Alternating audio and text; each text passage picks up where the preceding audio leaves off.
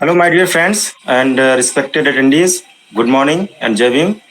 I am Shashikant, PhD scholar and coordinator at Karunyakara Institute of Dalit Knowledge. The Karunyakara Institute of Dalit Knowledge was founded by Professor Dr. L. Karunyakara sir. His vision behind establishing this institution was to create an academic space for scholars, researchers, professors, and social scientists engaged in the field of Dalit studies. Today, the Karunyakara Institute of Dalit Knowledge is organizing its 23rd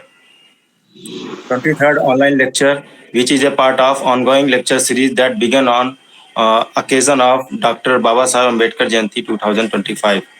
For today's session, Professor Kankara sir will be chairing the lecture, and our key speaker, Professor Raj Kumar sir, will deliver his lecture on the topic Understanding BSP, the idea and challenges. Now, I would like to formally welcome and introduce our chairperson, Professor Dr. L. Karunyakara sir is a former Vice Chancellor and founder of Karunyakara Institute of Dalit Knowledge. He is the author of The History of Dalit Identity and Modernization of Buddhism. After completing his PhD from JNU New Delhi, Dr. Karunyakara sir has joined as assistant professor in the School of Ambedkar Studies, Baba Sahib Bhimrao Ambedkar University, a Central University, Lucknow. He introduced the Dalit history course in the MA history program. He was instrumental in introducing 50% reservation for SC/ST students in the BBAU admissions. He founded Ambedkar University Dalit Students Union, also known as AUDSU, in the year 2000. And Baba Sahib Bhimrao Ambedkar Central University SC/ST Teachers Association in 2006. He joined as director cum professor in the Baba Sahib Ambedkar Sidho Kanu Murmu Dalit and Tribal Studies Center, Mahatma Gandhi Antarashtriya Hindi Vishwavidyalaya. He held post of Dean and School of Culture and former Vice Chancellor of the university. I am extremely happy to warmly welcome Dalit historian Professor L. Karunyakara sir to chair this important session. Now I request Dr. Smita Bhagat madam to welcome and introduce our distinguished guest. Please. Yeah, thank you so much, Shashikant. Actually, it's a proud moment for me that I have given an opportunity to introduce such an eminent personality. Dr. Raj Kumar is an associate professor of political science at Dyal Singh College, University of Delhi, where he has been teaching since 1995. He holds a PhD from Jamia Millia Islamia, where he researched political change and mobilization in Uttar Pradesh with special focus on the Bahujan Samaj Party. He earned his MPhil from JNU with a specialization in the political identities of Dalits in Uttar Pradesh and Maharashtra, and he has also qualified the UGC NET and JRF in political science. His areas of research include Dalit Bahujan movements, party politics, social movements in India, and the study of Buddhism and Brahmanism. Deeply engaged in social transformation initiatives, he actively participates in self-respect and Dalit Bahujan empowerment activities. With nearly 3 decades of teaching experience, Dr. Raj Kumar has taught courses such as Indian government and politics, international relations, Western political philosophy, political theory, and social exclusion and human rights. His recent publications address issues of caste, democracy, Ambedkarite thought, and contemporary political challenges with articles featured in Yojana, World Focus, Samajik Nyay Sandesh, and Roundtable India. So, this is the brief introduction of today's honorable guest. Being a coordinator, I heartily welcome you, sir, once again. Welcome, sir. Finally, I request Professor Raj Kumar sir to kindly deliver his lecture. Please, sir. Thank you, Sasikant Sambodhiji. I hope I'm audible now. Huh? Yes, sir. You are properly audible. Okay. Uh, Also,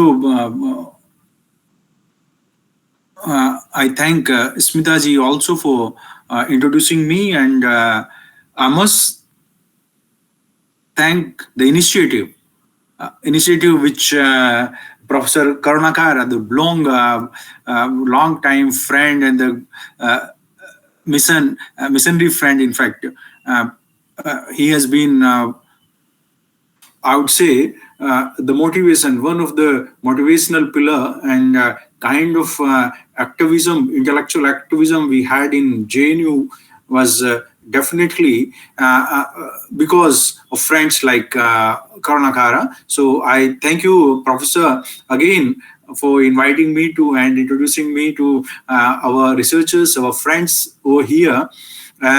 I'm sure some of my own students have also joined today because I shared this link with them. So let's see. Coming to the discussion, uh, Bahujan Samaj Party, the idea and the challenges. Of course, this is in contemporary context, it is very challenging to understand the BSP. I must say so, because the way we have been talking about, especially in academia, about BSP has been more or less. It has been very ironical that things which should have been talked about, things which should have been researched a lot, has not got kind of attention it deserved or kind of impact it had on or is still having on political spectrum of India. But nonetheless, there are groups, there are people, and I'm sure even indirectly there are lots of research now on BSP, not just in Indian universities, but all across the globe. And one of the important theme of contemporary research in political science or in active politics is BSP and its rise, and some people say rise and fall or rise and decline of BSP. So here I'll be trying to understand what actually it means, not just in terms of the physical facts we have, but the kind of idea which is there behind Bahujan Samaj Party, then its trajectory or the journey, political journey, and then challenges it's facing in contemporary times. And then maybe, if we have time, certain suggestions or concluding remarks where we can really understand what is what. And then, of course, we'll have the discussions here. So when we say the idea of BSP, of course, BSP is a political party, and political party as such, the basic idea behind any political party is to have political power. That is something which goes beyond any doubt, and that is the established understanding of any political party. So BSP, if is able to have political power, that means the idea behind which or the way it has been conceived and the way it has been mechanized is in a way on the track. So, but when we discuss Bahujan Samaj Party in Indian context, it becomes very clear. It becomes very clear that this is not a mere political party or a mere political platform from the very beginning. From the very beginning, and why it is not a just political party is reflected through various ways and means, and especially if we have something of the programs it had or the kind of mobilization strategy it's having, even the organizational apparatus or organizational strategy BSP has a lot of significance for making it not a mere political party, but much larger, much bigger, and I would say in importance and relevance much greater than just a political party. It has, of course, as we have been understanding through different research and studies, this BSP as a socio-cultural political revolution, socio-cultural political revolution in contemporary India in post, say, Ambedkar face in Indian politics. But what I'll be trying to understand, I'll try to understand BSP from a political philosophy point of view first. The idea, what it actually reflects, what it represents. The idea behind Bahujan Samaj Party, the way it has been formed on 14th April 1944. Many people say that this is the first political organization or first political party which has got no roots prior to 47 or independence, if you wish to call it. And this is the only political party which has got, say, national status after 12 years of its formation. BSP got national status in 1996, just 12 years after it was formed in 1984. So, but I would say this is a mere fact which really does not represent the complete picture of BSP formation. BSP formation was culmination of a long process which was going on in India. Maybe if we, as Kasiram himself was saying this, if we say the last 200 years of Indian society, Indian polity, or Indian public arena, public activities, or the way things have been publicly debated in India, our contemporary Bahujan movement, why only Bahujan movement? Because as we understand, this movement is not just a movement for particular or a specific reason or a specific demand. It's all encompassing. If we go through a person like G. Aloysius, I'm sure many of you have gone through, or if we go through a person like Gail Omwat. So it's a movement of India's democratization. How to make India a democratic society.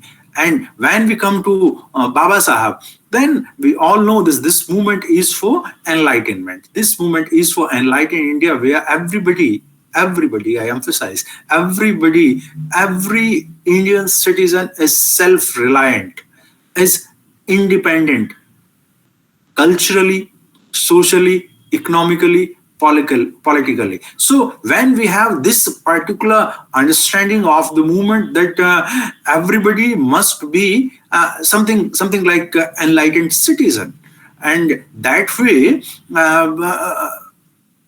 BSP represents continuation of that movement of emancipation, that movement of liberation, that movement of empowerment, that movement of enlightenment. So the kind of issues which have been the whole society, Indian society, is grappling with. We are not talking about the specific minority, caste minority in India, which we call caste Hindus. So their culture is very minimal and has a limited impact. But the vast majority in India, and their leaders, their social revolutionaries, their forefathers have been on the forefront of democratization of Indian society, democratization of Indian institutions, democratization of Indian polity.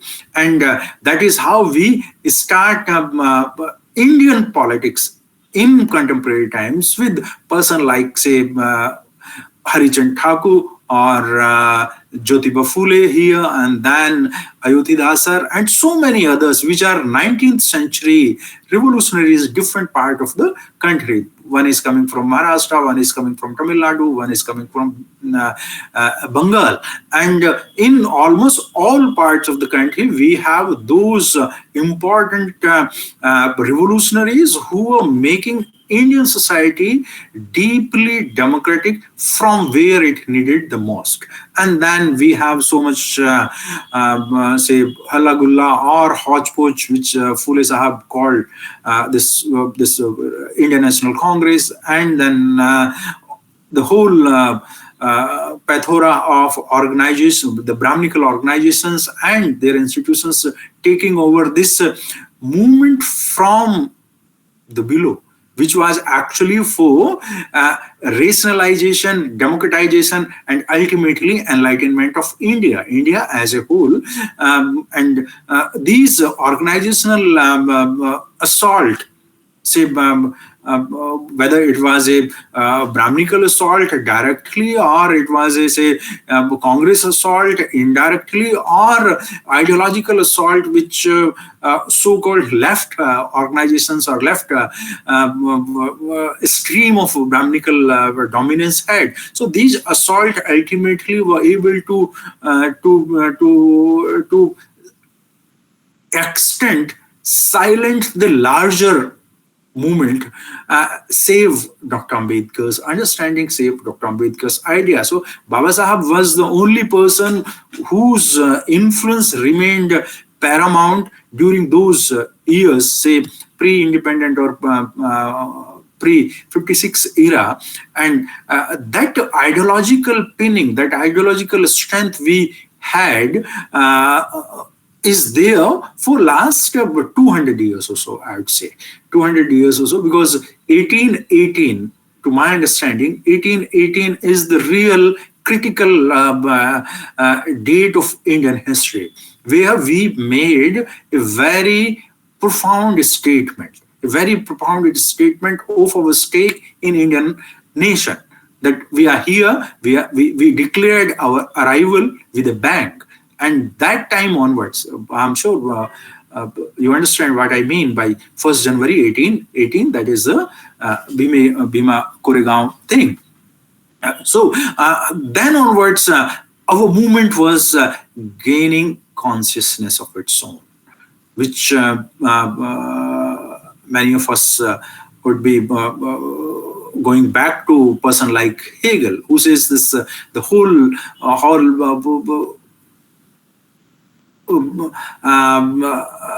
consolidation of consciousness through organizational strength, through institutionalization of different parameters. And that started in a very concrete form 1818 onwards, and Jyotiba Phule Sahab's or different ideological barriers in different localities had made tremendous contribution. But this middle phase where Congress emerged, communist emerged, or the casteist Visindhu, the Sindhu Mahasabha, and these kind of elements emerged, then this movement was slowed down or declined, but the consciousness remained. And then it was regained, then it was re-energized or revigorated under the leadership of Baba Sahab. Baba Sahab was able to give it a decisive shape, a decisive direction. And it became, the movement became, I would say, the ideological confrontation with the caste hegemony became decisive during Baba Sahab's period. But Baba Sahab was fighting against the odds, the everything. You see the hegemony today.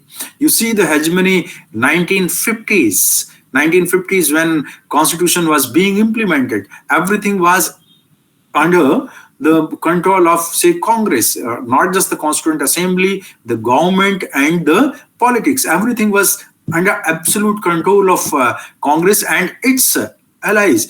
Exactly, almost exactly the way it is right now under BJP, because they have controlled almost all institutions, whether democratic, educational, cultural, social. So it becomes a replica of what it was in early 1950s.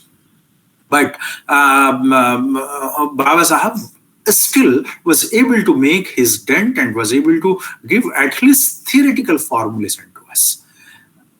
And then ultimately, say 1950s, 1960s, these 2 decades, these 2 decades were what we can understand as the phase of, I call it expiation, the age of expiation, when we were thinking in terms of things will be corrected, things will be okay, because so much promise was made, that Britishers will leave, democratic constitution will be functioning, and equality, liberty, fraternity, all kind of justice would be ensured to Indian citizens. But by 1970s, it became very clear, or late 60s, it became very clear that not only our political representatives,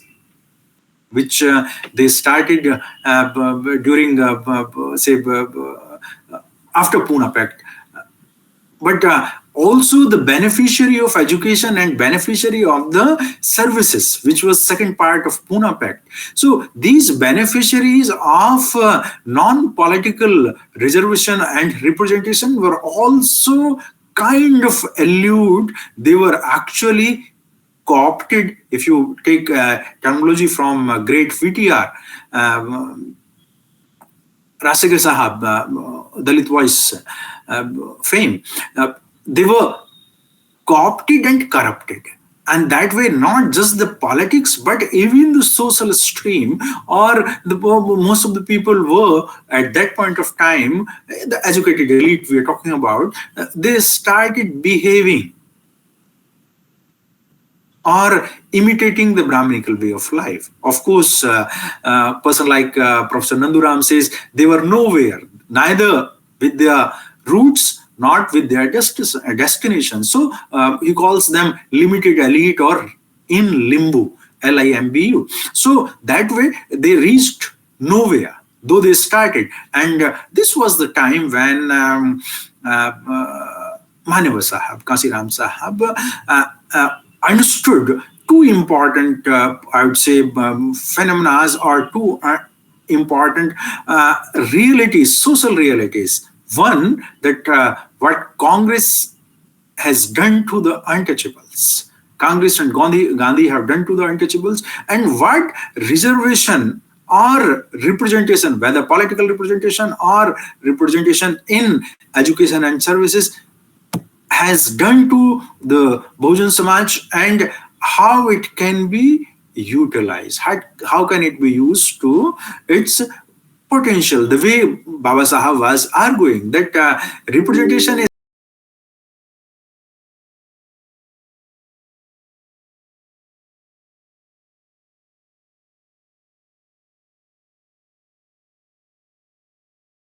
development and origin. He talks about how it has been actually imposed on those who are not interested in accepting the caste system, and others, the bigger lot, like the OBCs or the Sudra categories, many of them have imitated this caste system, not forcibly, but on their own volition. So that way, the kind of consciousness which was there in different parts of the country, Baba Sahab brought it together in nutshell at the center level, but it remained a theoretical proposition. It was Kasiram Sahab through BSP which gave shape to that ideological consciousness, and BSP became an embodiment of Bahujan consciousness. And BSP as a vehicle of social transformation and economic emancipation, which is not new, which is there for at least 200 years we have been fighting for. And the second proposition I'll make, that BSP is kind of self-actualization of Bahujan movement. It's not just the embodiment, but it's gaining its shape. When BSP says that its ultimate purpose, or Kasiram Sahab have been saying all through his organizational journey, that the purpose is to form the Bahujan Samaj. And when your ultimate, in fact, he was quite clear on this, that it's not formation of the Bahujan Samaj party, but the formation of Bahujan Samaj, which is the ultimate strategic goal of BSP. So here difference is Bahujan Samaj party and the Bahujan Samaj, formation of Bahujan Samaj party and formation of Bahujan Samaj. So this formation of Bahujan Samaj was an active phenomena or process of self-actualization of Bahujan Samaj. So Bahujan Samaj is not something which is given. Bahujan Samaj is there, which is there, but actually if you take the Marxian terminology, though Bahujan Samaj is there, it's class in itself and class for itself. So Bahujan Samaj as 85% is there, but it is not for itself. And this self-actualization process is becoming what you are capable of, becoming or realizing your potential, becoming self-sufficient, self-reliant, self-guided community. So equality, fraternity, liberty, and justice becoming operational through consolidation of those propensities, those ideological contours which have been all through historical junctures been articulated by our forefathers or the social revolutionaries. So that way it was a representative of self-actualization of Bahujan Samaj, which was running its movement. And the third observation I will make is that Bahujan Samaj Party, with formation of or as a political party, gave decisive form and shape, and ideological contours for say articulation, assertion, and consolidation of Bahujan philosophy, Bahujan ideology, and Bahujan strategy. I'm using these three words: Bahujan philosophy, Bahujan ideology, and Bahujan strategy. BSP was able to give concrete shape and shape and content. What is there inside and what is in the form. So everything became so crystal clear. Baba Sahib was able to give us a theoretical formulation in the form of what is Buddhism, what is Brahmanism, what is Manuvad, what is political democracy, what is social democracy. Everything he was able to provide us, of course, with the ideological formulations also. But those were his experiments, actually, were kind of experiments and things which would have actualized later on. So it was a process of actualization, and BSP was able to give form and content to our philosophy, Bahujan ideology, and Bahujan strategy. Why I am using these three terms, I'll explain a little bit on this. When we say Bahujan philosophy is, say, a rational philosophy. It's a philosophy of humanity, egalitarianism, equitable intent. So it's a samyak philosophy. It's a philosophy of liberation. Baba Sahib was making a point when he was writing Buddha and his Dhamma, that things which are irrational can never be attributed to Buddhism.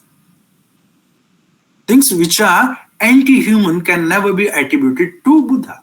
So that way, we have a grand philosophical understanding where each one of us, one person, one value. This is a philosophical thing. But when you come to ideological front, ideology is very concrete. One person, one value. But when it comes to ideology, it becomes one person, one vote. Because philosophy is quite abstract at points. Being rational, being humanitarian, being generous, being equalitarian, being democrat. But it must have its concrete ideological way of life, which becomes very much visible in the Constitution of India or in the writings of Baba Sahib. Baba Sahib was able to say this, reject this, accept this. This way, it take a very definite ideological shape. And then we have the strategy. It's not just enough to have philosophy.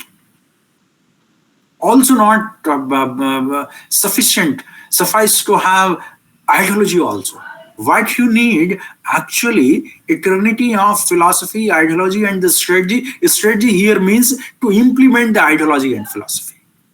How you are going to realize, how you are going to self-actualize the kind of philosophy and ideology you are having. So that way BSP became form and content of our movement, not just a mere political organization contesting elections, losing, sometimes winning, sometimes gaining majority, sometimes losing and going down. It's just not mere that. It's much more deeper and greater. So that way, BSP started articulating, asserting, and consolidating Bahujan philosophy for its own self-actualization. And another important observation, I would say, that it also synthesized. We have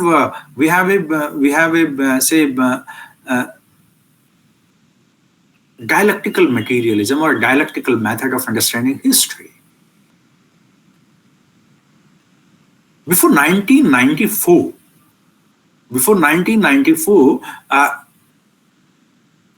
there was some confusion, say, concerning Gandhi. The way it is there right now, many of our people are turning to the understanding or to the organizational corruption of corrupt Congress. So, but 1994, BSP made a very important observation, socio-cultural, historical observation concerning Gandhi. I'm sure many of you must be aware of what Benji has talked about Gandhi and the term Harijan. So when she asked this question point blank, if a particular set of people are Harijan, the children of God, whose children is he and whose children are others? It becomes very clear, and then there came clarity. Clarity like no confusion. Kasiram Sahib was able to make this fantastic observation that Gandhi, Tulsi or Manu may be great of their own line. They may be great of their own philosophy, their own ideology, in their own sphere. But ours is he says, my greatness is in crushing their greatness. So it becomes so clear. There's no confusion whatsoever. Putting Gandhi, Tulsi, and Manu in the same line. So the whole confusion in the history, in the medieval history and the contemporary history was removed. That way, BSP became representative of ideological articulation, assertion, and consolidation of things which were somehow getting blurred at that point of time. And this, I think, is the first part on which we can understand kind of ideological, theoretical perspective BSP was a product of. So it did not come out of blue, or it just appeared in air that Kansiram Sahab resigned from the government, and then he started organizing, and that also is something very substantial. But that is just one part, one person. I'd say even Kansiram Sahab, or even Baba Sahab, or Jyotiba Phule, or any other important illuminaries of our struggle, they all are part of this struggle. They all are product of this struggle. And that struggle, the movement, is quite historical. It's quite significant and much larger than individual self. Of course, some of our forefathers were so great that with their exemplary contribution, they were able to not only influence their own era, but they were able to make a meaningful impact on the historical trajectory. Sometimes even changing the discourse of history, or I would say changing the course of history. But history has its own pace. History has its own direction, and individuals come and go, and therefore the Bahujan movement is having galaxy of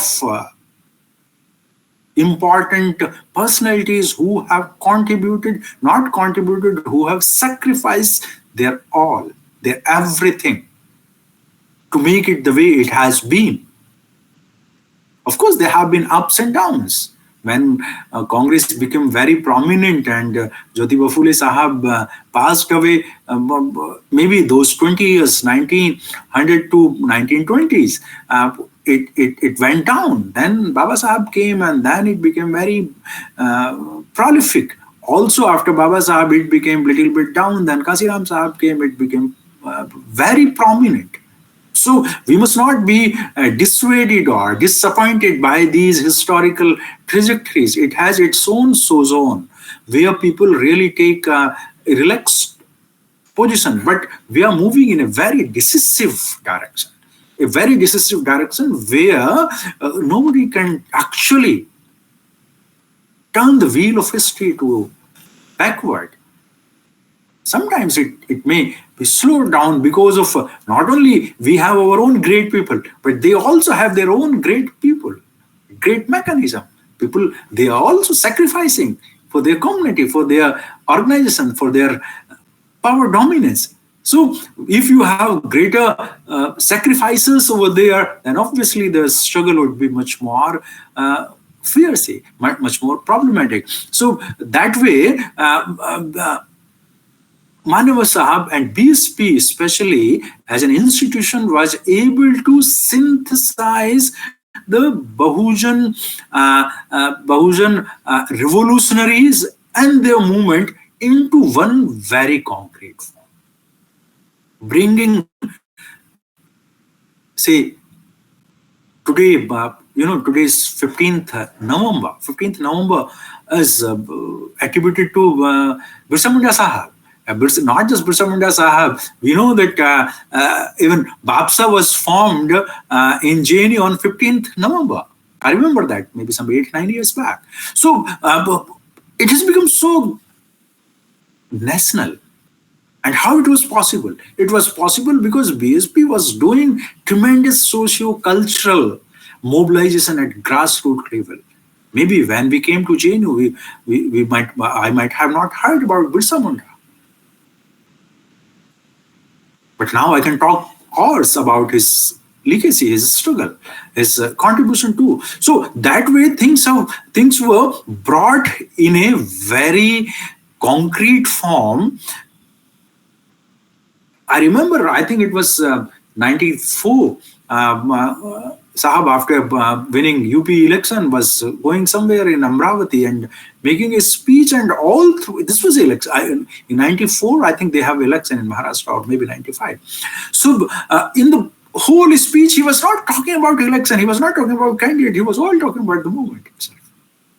What Sahuji Maharaj were doing, what Birsa was doing, what Baba Sahab was doing. So that was the thing. So Even when we are contesting elections, a contesting election became an opportunity for us to articulate our ideology. So BSP became kind of it became a synthesizer of, articulator of our things which are dear to us ideologically, culturally, socially, politically, economically.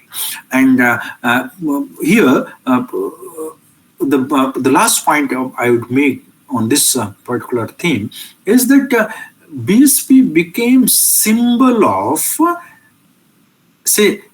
symbol of unsettling the historical wrongs. Unsettling the historical wrongs, things which are wrongly settled. Things which are wrongly settled will be unsettled and resettled.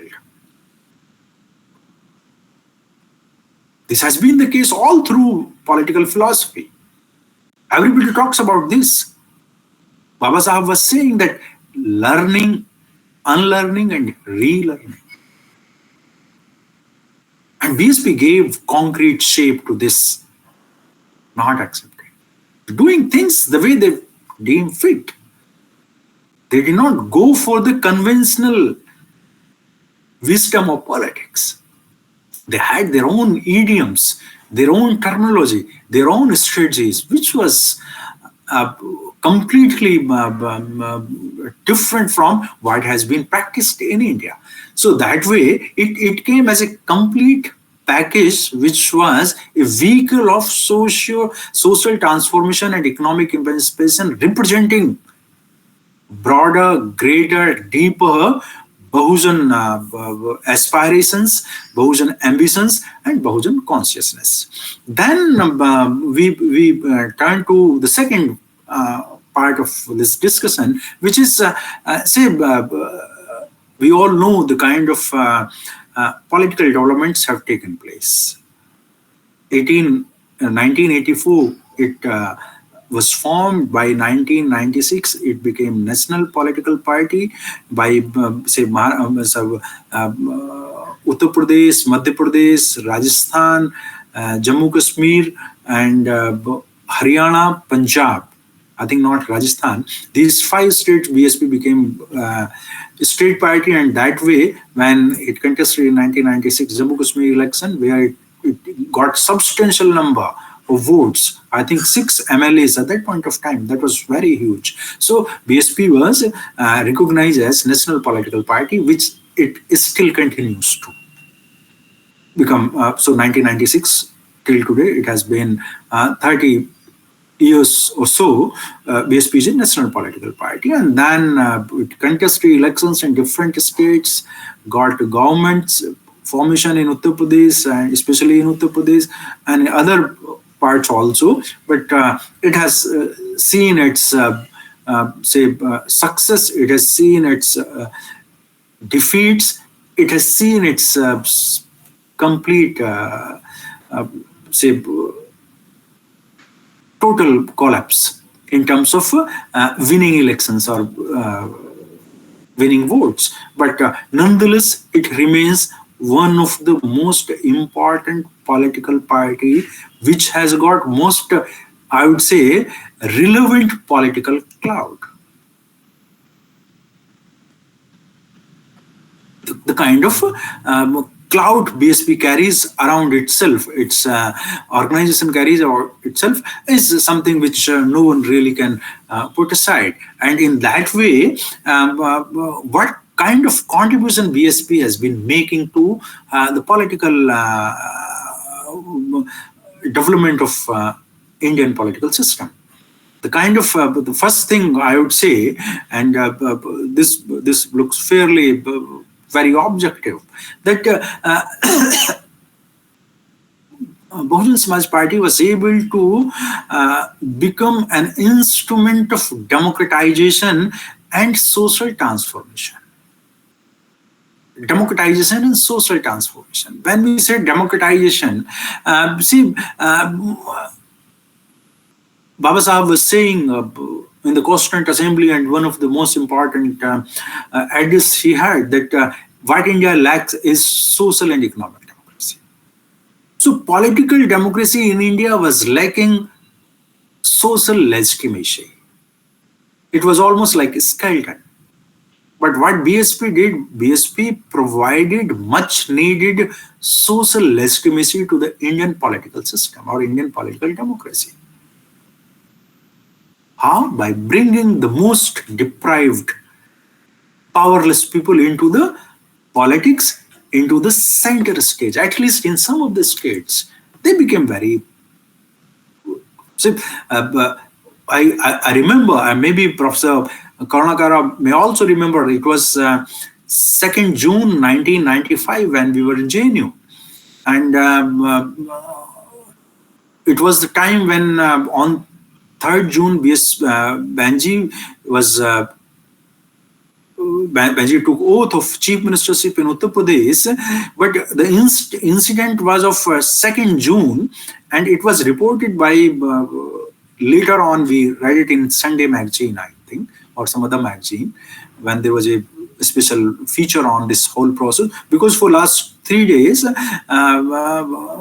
BSP has withdrawn support to the Samajwadi Party, and BSP has got support of the majority MLAs, but Ramesh Bhandari, who was then governor of Uttar Pradesh, and you know that time Congress was there in the center. He was not respecting the mandate. He was not respecting the majority, and therefore delaying. And this particular instance was of Chennai. Chennai, one. In fact, police constable was interviewed by one of the reporters talking about this thing, and then that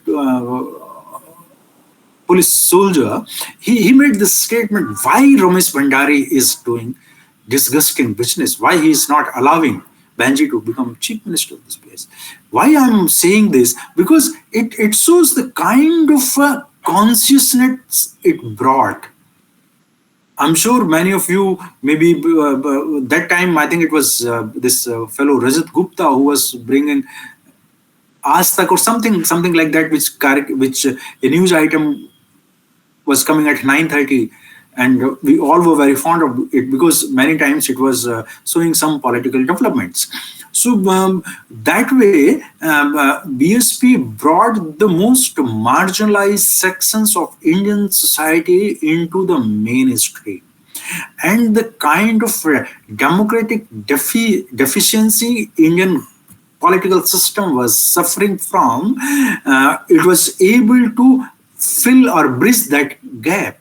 Because a person who was not allowed to, in many instances, to walk freely. I can give you an example of Raj Bahadur. Some of you may be knowing who is this man. Raj Bahadur was president of BSP Uttar Pradesh during that period. He was a postman, came to Vamsafe maybe in late 70s, and then was there all through. And when 1993, December, BSP SP government was formed. He was made minister. And I remember this because this is there, Sahab have mentioned it somewhere, that Raj Bahadur Sahab, as a postman, he somewhere in this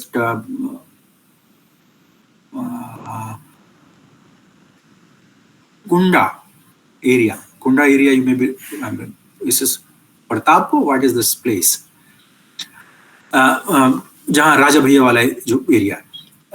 So he was not allowed to, not he, but almost everybody is not allowed to ride a cycle when he was a postman. So when he come to his village, he had to get down from the cycle and then go walking. Pratapgarh. So thank you, Shreyat. So he has to walk not using his own bicycle. But when he was made minister in 1993, we know we had 11 ministers that time, or 13, 11 ministers, I think. So he was one of them. And then Sahab asked him, now go to your village.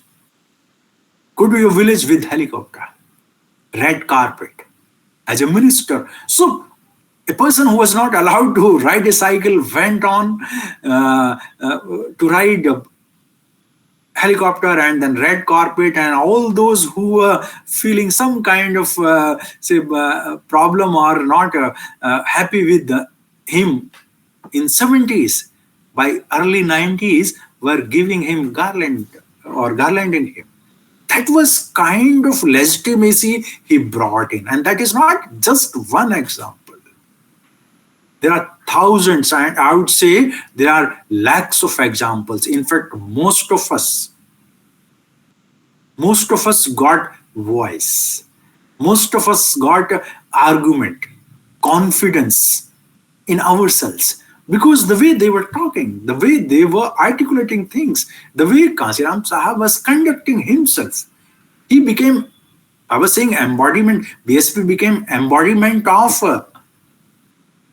Bahujan consciousness or the Bahujan movement. In fact, Kasiram himself became embodiment of the whole Bahujan philosophy, consciousness and the organization. Everything was so liberating, so salvating. So these actions, these are not political actions. These are not at all political actions the way we understand them. Mere elections, becoming minister and another, no.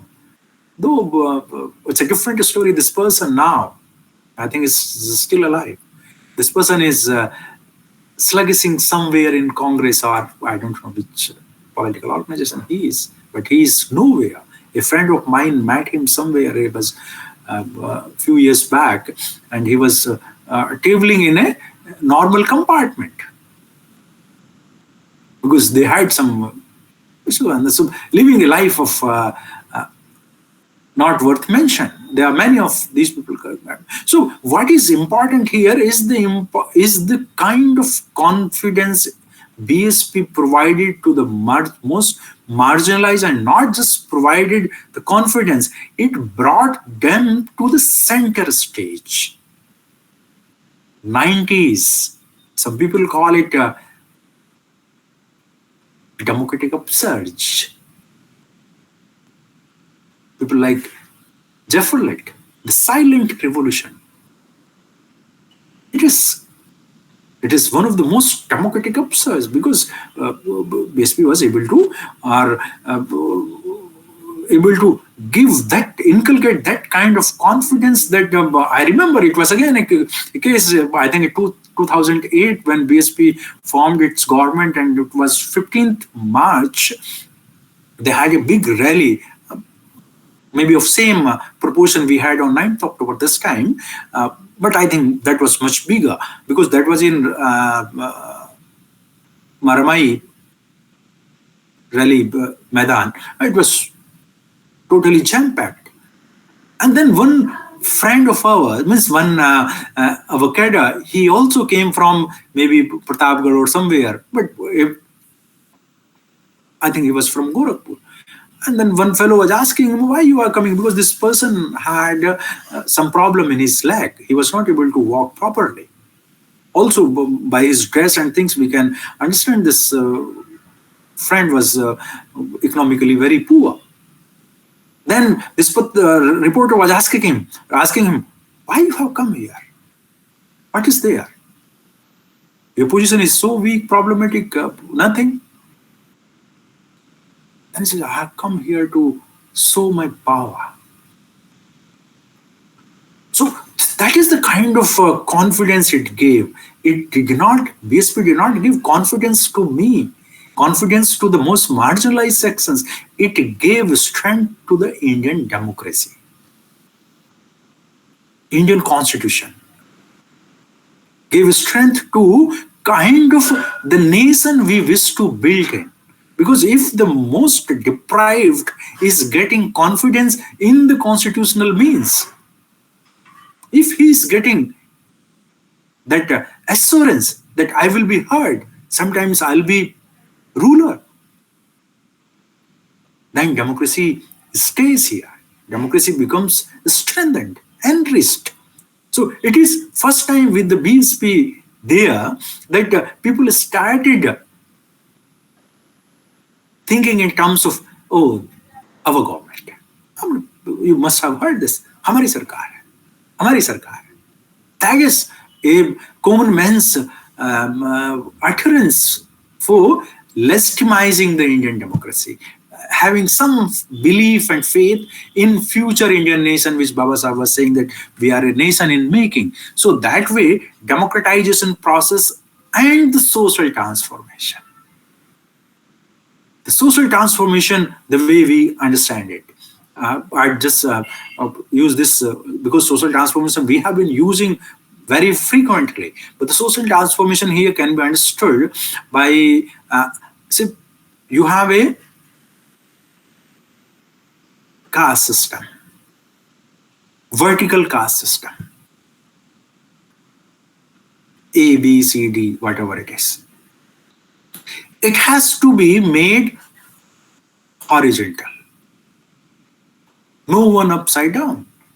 A, B, C, D, E, F, whatever it is. From A to Z, all on the horizon.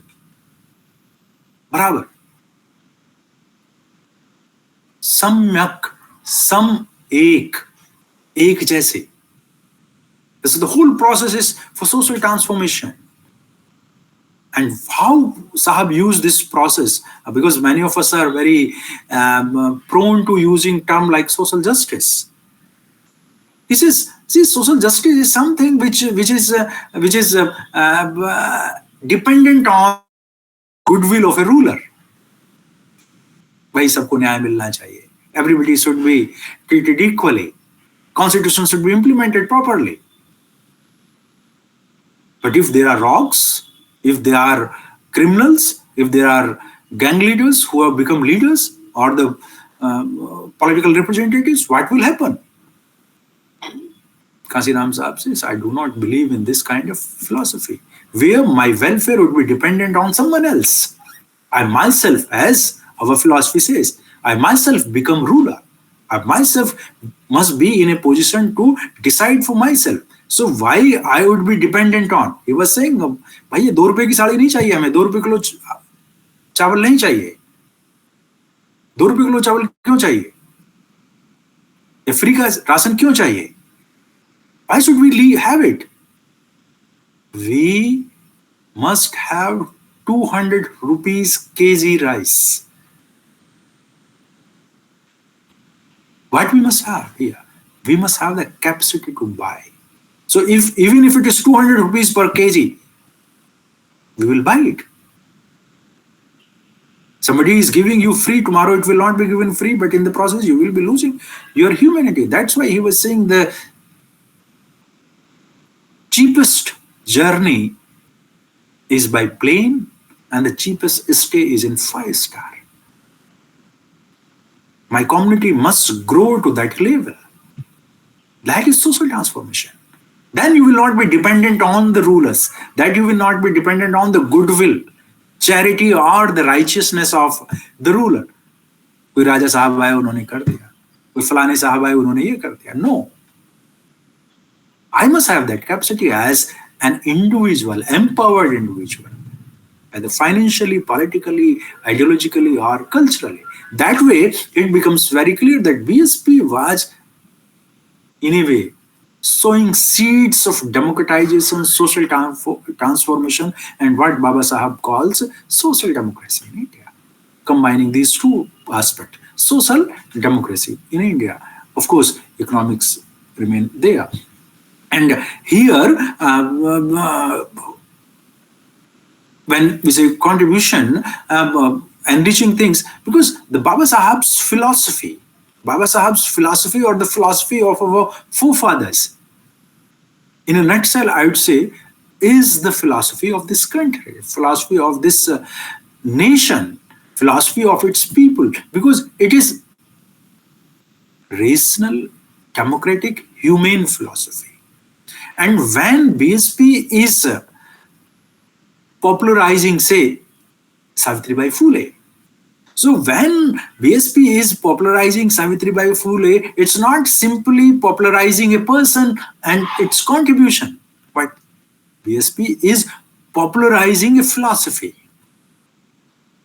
Education as the need, education as the bread or breath of the people. And that way, BSP made unparalleled contribution in enriching Indian society, bringing those great individuals who were not simply embodiment of personal sacrifices, but also tremendous success. He used to say around 200 people in different parts of the country have contributed to the Bahujan struggle, Bahujan movement. And our right now, we may be aware of 50, 60.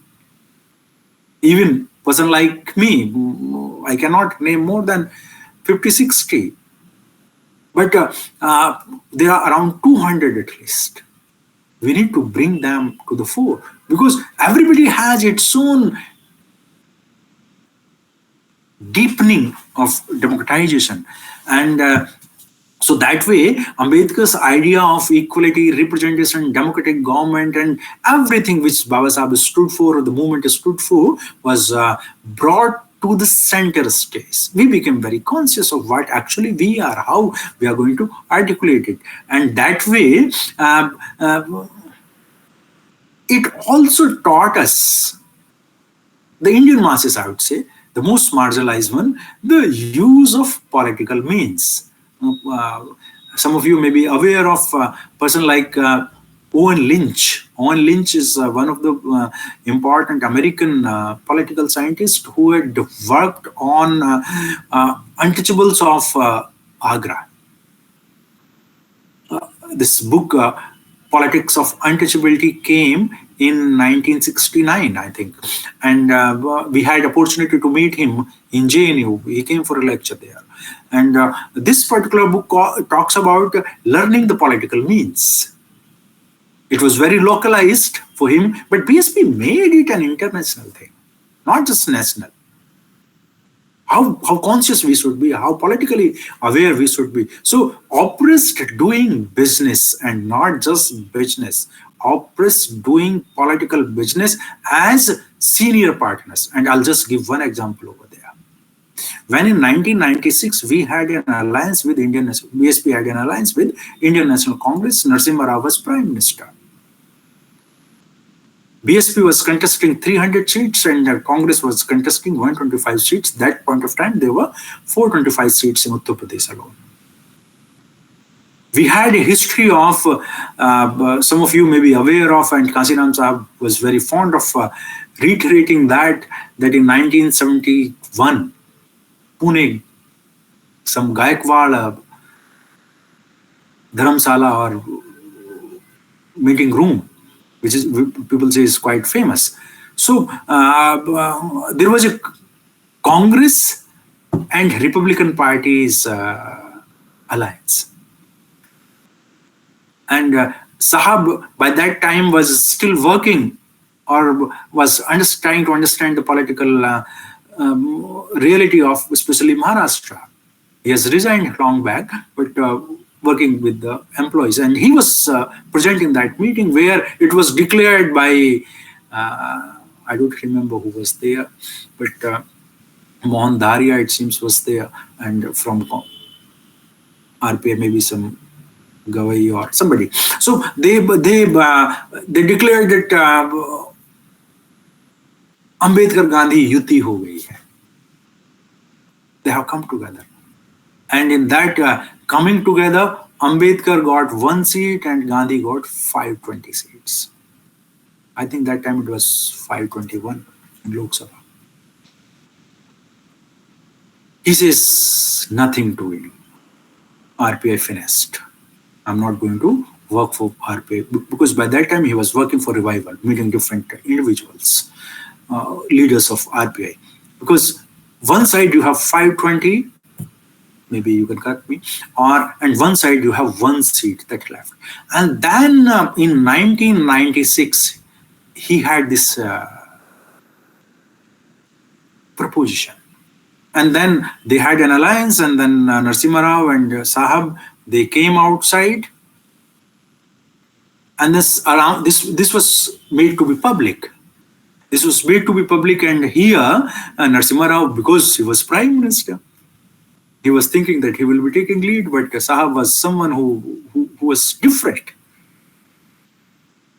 I'll just tell another thing here. It was 1992 or 93 when Congress was splitting into different Arjun Singh, Narayana Dutt Tiwari factions. And somebody asked him, which group you are going to join? In fact, something like if you have to support Arjun Singh or Narayana Dutt Tiwari, whom you will support? He said, this is not Jagjivan Ram Mira. I have learned the history, learned from the history. So if there is an opportunity, why would I make Arjun Singh or Narayana Dutt Tiwari Prime Minister? I will myself become the Prime Minister, not them. That was his understanding. And when in 1996, this conference was taking place, a press conference was taking place, both of them were there. That Narasimha Rao took a mic, he wanted to speak first. Kasiram Sahab says, no, I'll make. He took the mic and then make the announcement. This is my way of doing things, and reminded us of that 1771. So the kind of confidence we all got in, that was tremendous. That was something, because it is you win or lose not in the battles or not in the battleground. You win or lose in your own mind first. Defeat is there. So we all got that kind of assertion, understanding. Many of us were doing research in JNU on all these topics. Our professors were very uncomfortable talking to us, having their own issues.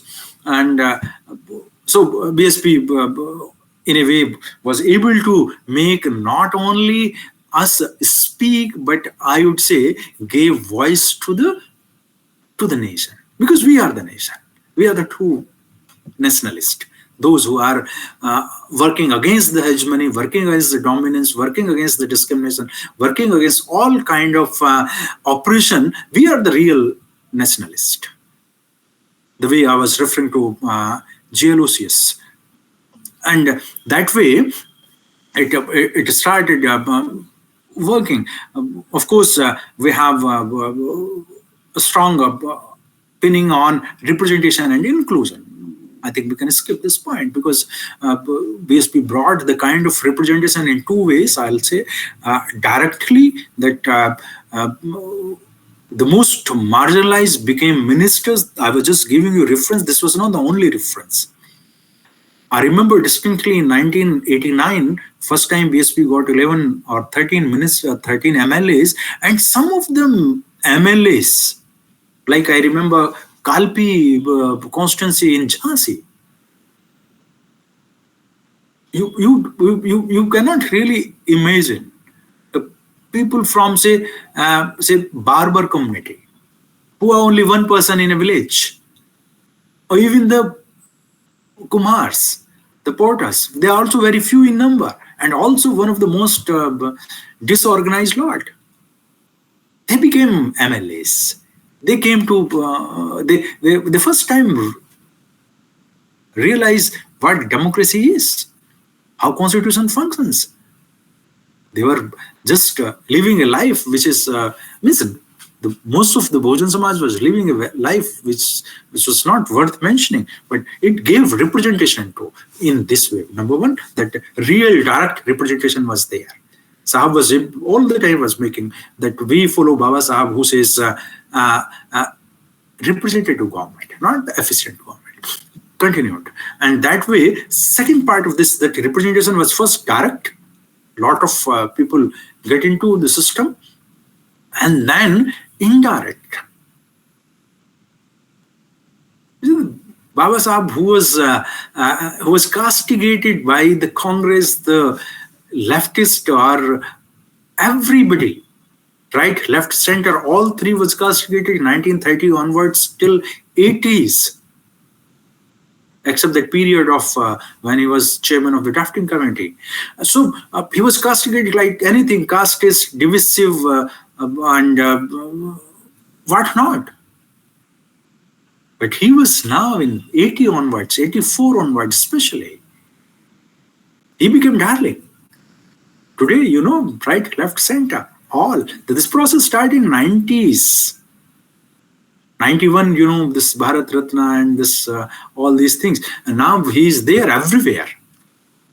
Even the communists, they are saying, Jai Bhim. See, the irony. Why they are saying, the rightist Sanghis are saying Jai Bhim. Rahul Gandhi carrying Baba Sahab on his soldier. So how it is possible? It became possible because BSP created such a heat that it became impossible for any political organization, any office, any group. And it was all through the second, third rank person who were not really associated with the BSP. They became very one of the issue, and I think misunderstanding, I would say, that BSP actually does not have its cadre. BSP does not have its cadre.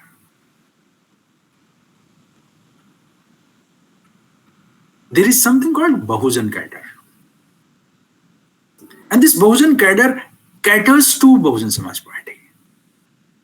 It is not other way around. So the all cadreized activities are not actually done by the office bearer of the BSP. Historically, that has been the case. For last decade or so, there are situational changes. But it was the Bahujan cadre which was doing political things and which was doing other kind of things. So even if there's a decline, then this moral does not go.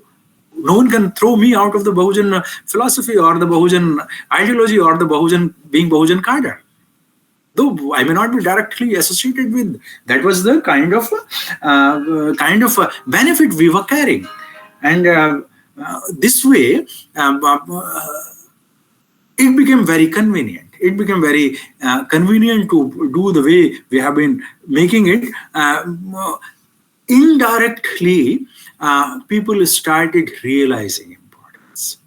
Though they were adamant, arrogant groups also. If you see the kind of issues which especially the Samajwadi Party has done in its previous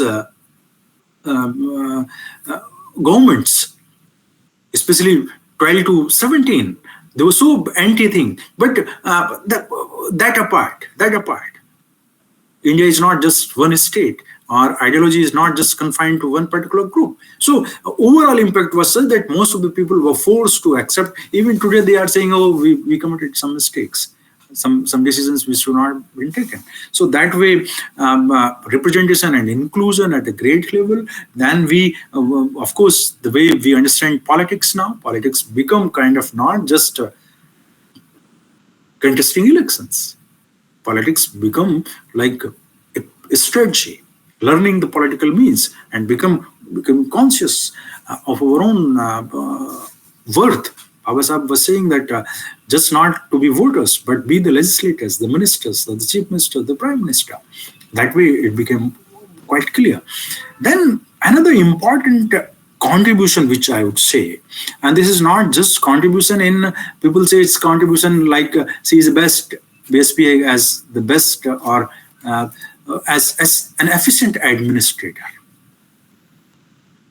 Of course, administration was great, but see the kind of jinx. I mean, for years, maybe for centuries, what has been the issue? It is not, if you study, there's a book called Untouchability in Contemporary India, Michael Maher. He has edited this book. I remember this JNU time. So untouchability was considered to be inefficient. This is the general understanding. We say, no, it is other way around. inefficiency was considered to be untouchability in origin. Wherever there is some problem, oh, reservation wale ne kiya hoga, something like that. So there has been some kind of this narrative all through the history, in modern history. BSP was able to destroy this like nothing else. Not only they were able to be successful, winning elections, they were able to form governments, they were able to form government on their own and run one of the most efficient government for 5 years. The untouchables not only have learned, they have delivered. This was the message, this was the thing, which actually broke that historical or distorted campaign. दुष्प्रचार जिसको हम कहते हैं कि भाई ये लोग नहीं कर सकते.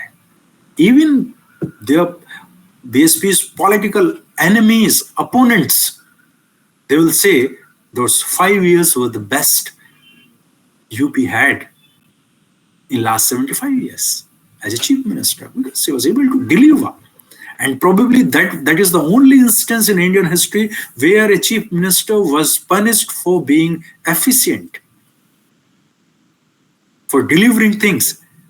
Because if an untouchable lady, that too, comes second time, what will happen? The whole social structure will demolish. And that is the reason the BSP lost for say 1 or 2% of elections in 2012. 1% only.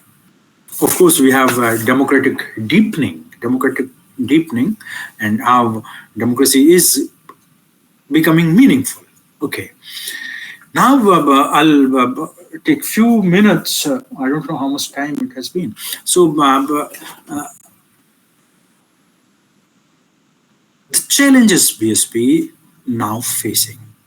Some of the challenges BSP is facing these days. I'll start by saying that since BSP is not a mere political party, BSP is a representative of the consciousness, the movement, the ideology, the assertion and aspirations. It's a complete package. Of course, in a political form, in a political envelope. So, challenges generally we attribute to, or problems we see, must be seen in terms of what has happened to the revolutions world over. If you remember, say the French Revolution.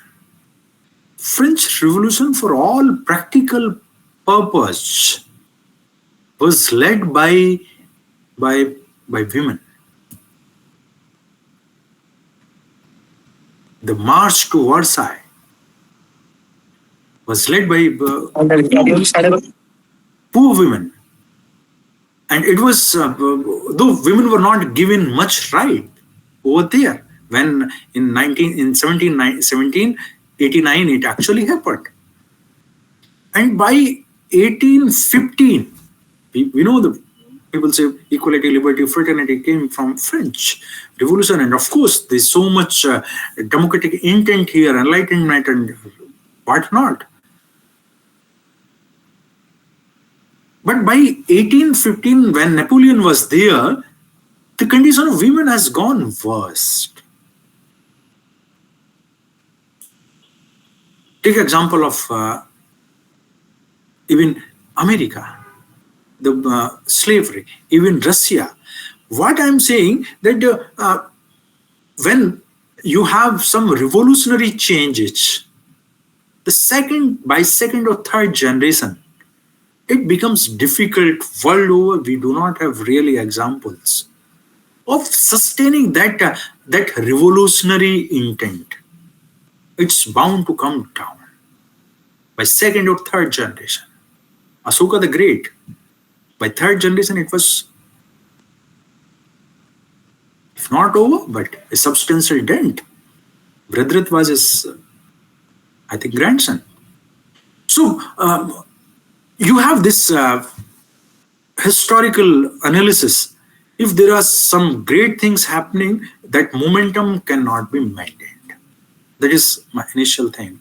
Understanding of revolutionary organization or movement, and that way, when you have second and third generation, there will be some degenerations.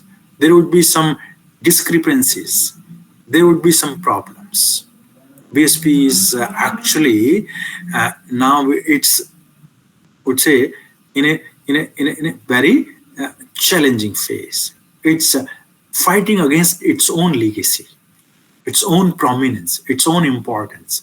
The challenge is I was just reading somebody has written this. Maybe you also come across that somebody was actually comparing BSP performance in Bihar to someone like Prashant. What is his name? Prashant Kishore. That we have done better than him. Media was giving much prominence to Prashant Kishore, did not give prominence to us, and we have done better than him. This is the decline. This is the decline of perspective. How can you compare yourself with nobody? At all, if you have to compare, you have to compare with the best, the one who have won the elections, what you have achieved in elections. So your assessment, your evaluation thing would be, so BSP for last 10 years or so, maybe after 2012, is having this crisis. And I would not say it is out of place. The crisis is very much there, but political crisis is apparently something which dissuades us. We can say there are organizational issue in a sense. Sahab used to say, I'm witness to this, and he has written ample times, that booth committees are power cell. This is the quote from Manevar Sahab. Booth committees are power cell. Those who control the booth, they control the elections. They win the elections. Friends are there who are working in the party also. They are here. Now, we all know what is happening over there. So the booth level things have really become very problematic at almost all levels. Always there's a crisis over there. It's not the grassroots alone. Even there is a problem at the top. Over-centralization. When a person, say, a district or even a block office bearer is appointed, the language says, by Benji it has been done. No, it's over-centralization. It should not be like that. So you have issue there. Of course, we have less technological engagement. Problem is always there. Of course, people are coming, going, and becoming election-centric. That is a big thing. Of course, we have a challenge of, and here I would say, a challenge of formidable political opponent. Our strength may not have been declined, in proportion, but others, the opponents, have increased their strength multifold. That is one of the reasons. Party like BJP, especially in North India, they have done tremendous well with their well-oiled mechanism or the reason, whatever it may be. But their strength has been phenomenal. That is one of the reasons. Your opponent, it's not enough for me to be vigilant. It's not enough for me to be strong. I have to be stronger than my opponent. Then only I can win the election. So however strong I may be, it will be insufficient.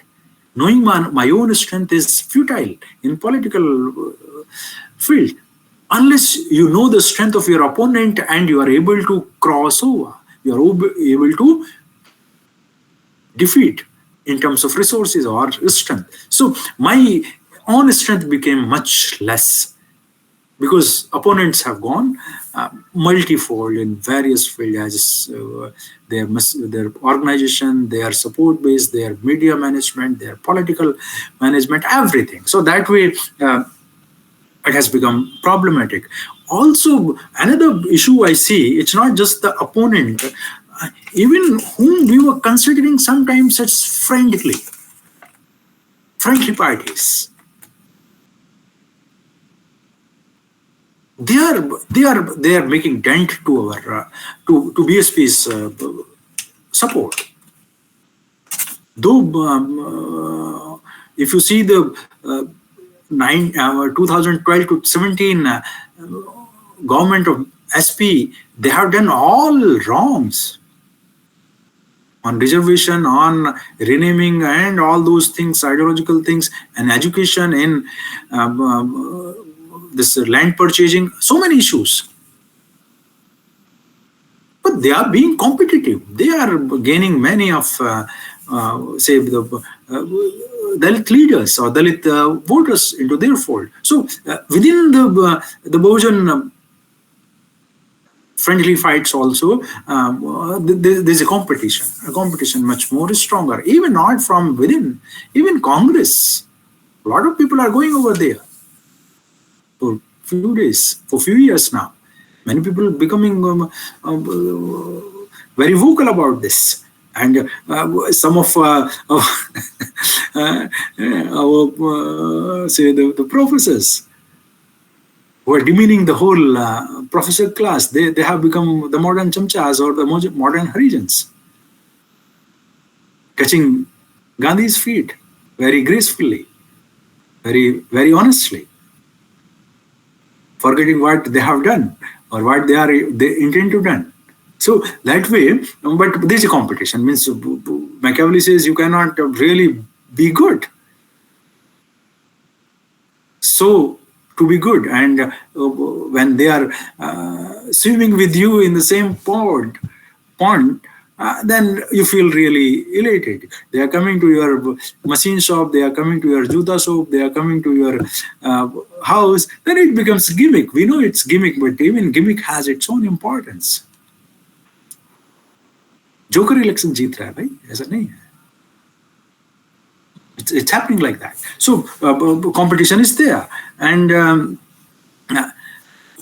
of course we have a problem of not entering. I mean, there's a challenge, and this challenge need to be, because we are not BSP as a political party is not making alliances.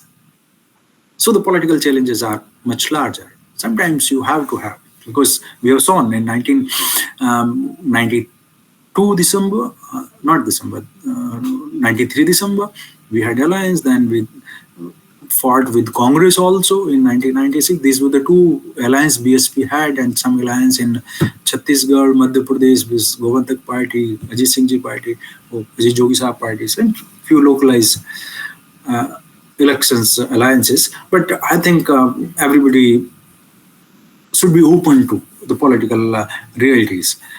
Also, we are facing some challenge, and I would say an ideological challenge, because this whole shift from Bahujan to Sarvajan had its own issues. Bahujan to Sarvajan may be a political slogan. That's perfectly fine, because they are having Garibi Hatao slogan. What is the problem with that? But it cannot be your core. It cannot be your ideological philosophical core. Your ideological philosophical core is Bahujan. Sarvajan is a political slogan. Use it, that. A political program, no problem. Everybody is, and in democracy you really cannot antagonize any section. Why should you? But make it as a political slogan or a political program or an election campaign. not an ideological foundation or pillar, because BSP represents the Bahujan philosophy, Bahujan consciousness. यहाँ पे मनु और गांधी नहीं घुस सकते हैं. It will not make any difference to whatever politics you are doing. So that way, to make it more vibrant, what we need, and I'm sure many of you would vouch for me, we really need the think tank, even student wings and other important institutionalization where ideology, the Ambedkarite philosophy or understanding can percolate down to the extent it is needed. Now we see this very distinct thing, if you see. Though I would not say the Ambedkarite discourse is declining. Ambedkarite philosophy and ideology is declining, no. But at times there are discontinuity. Party must take it up if it wishes to revive and re-energize itself. Also, there's no denying fact that every organization world over, every political party has its core base that remains. BSP has though not lost the core base, but there are some tendencies, there are some frictions. It must take into account this also.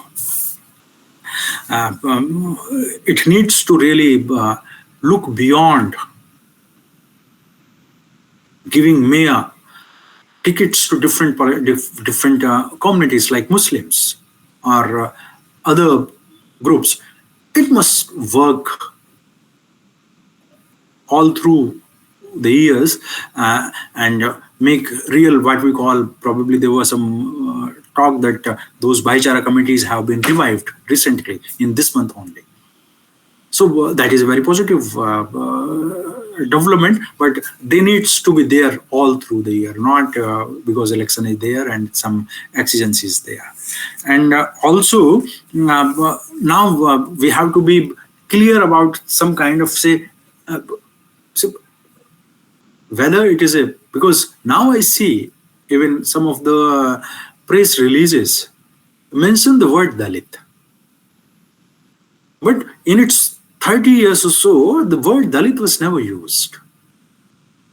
So being Dalit, being Bahujan or being Sarujan, they are getting confused, little bit confused.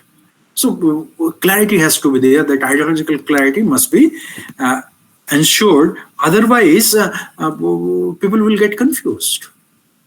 Another important challenge party is having is like, though it's okay, we talk about Jyotiba Phule, we talk about contribution of our forefathers and all those things, but real contemporary issues need much greater articulation.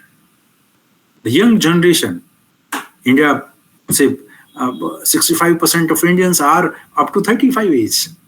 So you really have to be very ferocious, very articulative on employment, on education, on health, on social security, all those things. So contemporary issues must be your foundational framework now. Of course, the ideology is going nowhere, it will remain. But you need to really articulate things, and they may not be very easy things to do in such a fragmented, communal and casteist environment. And to much extent, it has become quite apolitical, regressive, socially regressive. But still, there is always a hope. And we remember in which condition Baba Sahab had to work, in which condition Sahab had to work. So the condition is not worse than what it was in history. It's much brighter today. And to end this thing, I think last one or two point, that BSP's revival. BSP's revival is, I would say, paramount though not exactly the way political parties revive themselves. But the kind of consciousness, kind of ideological assertions BSP asserted must never lose its worth. It is imperative on not just the political party as such. Political party needs supports, they need ideological vibrancy, but people at large must be aware of this thing. Take it, the example now. See, we have been saying era of stooges, chamcha age. But now if you have to say visualize, who is this chamcha?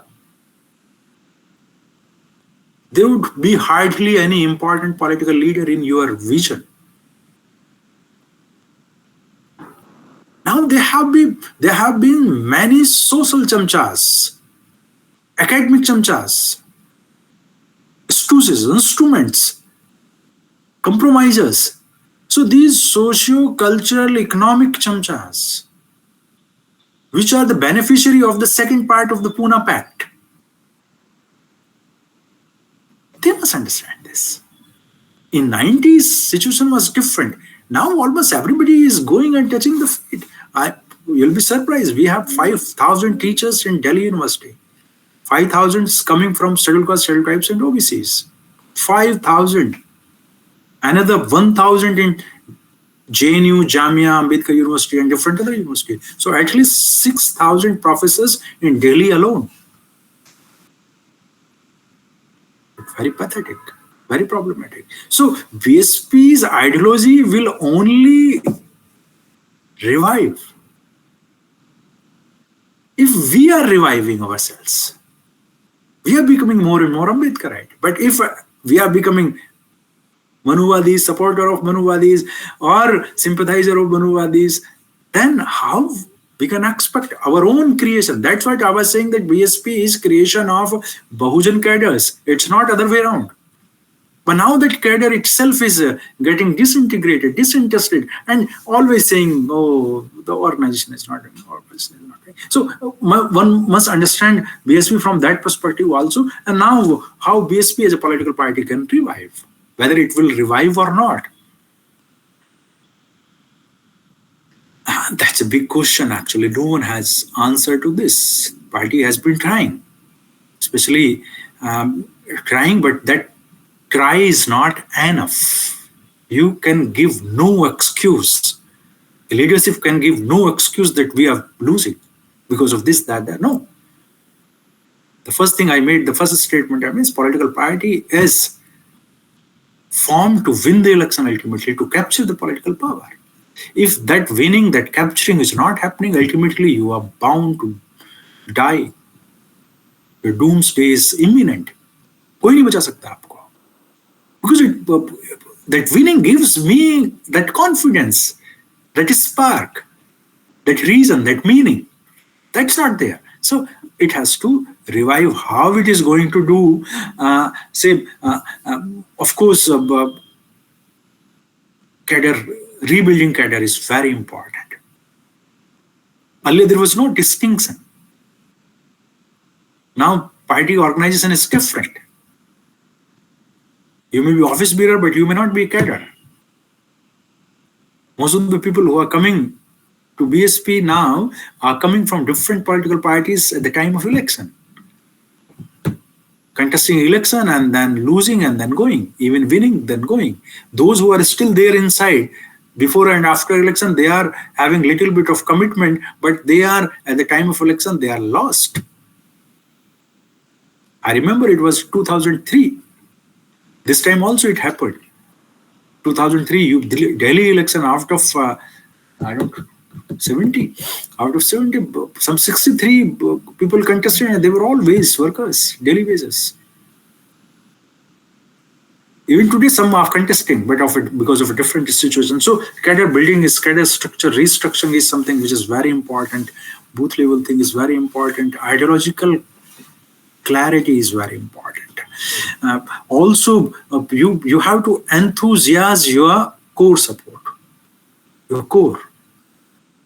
One must not be shy of. Why should? Everybody has that core. When BJP is winning in, say, Bihar or even Uttar Pradesh, they have a solid 25% core. Whosoever comes, goes, they are there.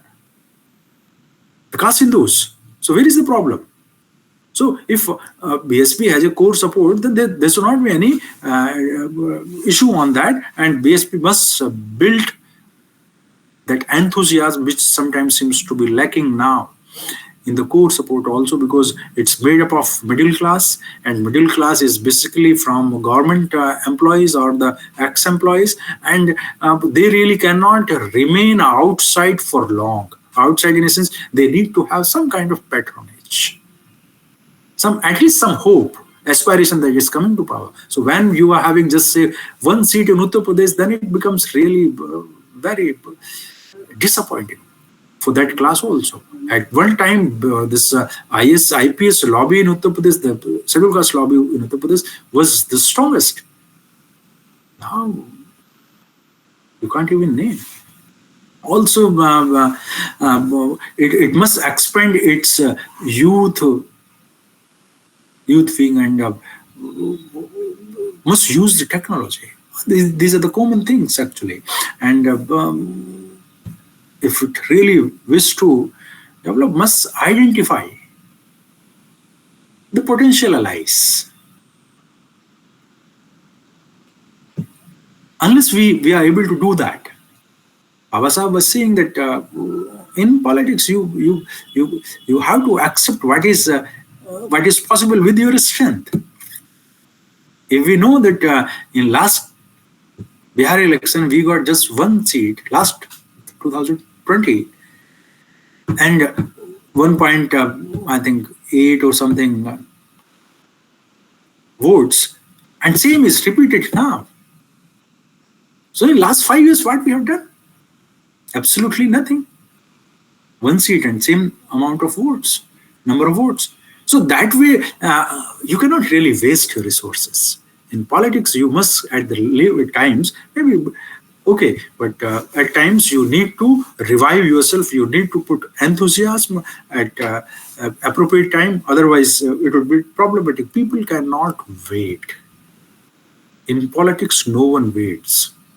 That has been the BSP's teaching. No one waits. So people will not wait for BSP also, if it cannot revive itself. And leadership must take note of it, that it must vacate the space for next generation. Efficient, effective leadership. It's not 1 person, 2 person, 3 person. When Kasiram Sahab was there, he was an embodiment of national leadership. Benji also played a very positive role to an extent. But now there's a time that third generation must come up, and it must have a free play. Whosoever is coming. Nobody is disqualified. But it's not the time. We know what happened to Baba Sahab.